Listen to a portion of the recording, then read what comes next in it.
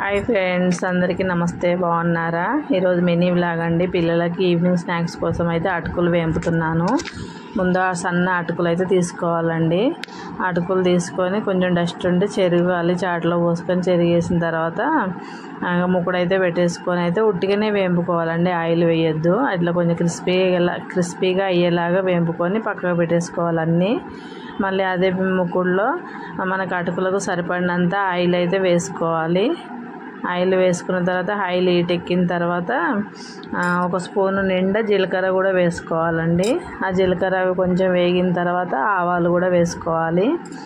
ఆవాలు వేగిన తర్వాత నేను ఒక 2 గుప్పెళ్ళు అయితే పల్లీలు తీసుకున్నానండి. ఆ పల్లీలు వేసి అవి కొంచెం ఫ్రై అయిన తర్వాత పుట్నాలు కూడా తీసుకోవాలి. పుట్నాల పప్పు, ఆ పుట్నాల పప్పు కూడా వేస్తే చాలా టేస్టీగా ఉంటాయి, మంచిగా ఉంటాయండి. తింటుండే కూడా మంచి క్రిస్పీగా తగులుతాయి, బాగుంటాయి. అవి కొంచెం ఫ్రై అయిన తర్వాత చిన్నగా కట్ చేసుకున్న పచ్చిమిర్చి ముక్కలు కూడా వేసుకోవాలి. ఆ పచ్చిమిర్చి అయితే మంచిగా ఆయిల్లో ఫ్రై అవ్వాలండి. అవి ఫ్రై అయిన తర్వాత కొంచెం కరివేపాకు కూడా వేసుకొని కారము, మన రుచికి సరిపడినంత కారము, ఉప్పు కూడా వేసుకొని కలిపి ఆ తర్వాత కొంచెం పసుపు కూడా వేసుకోవాలి.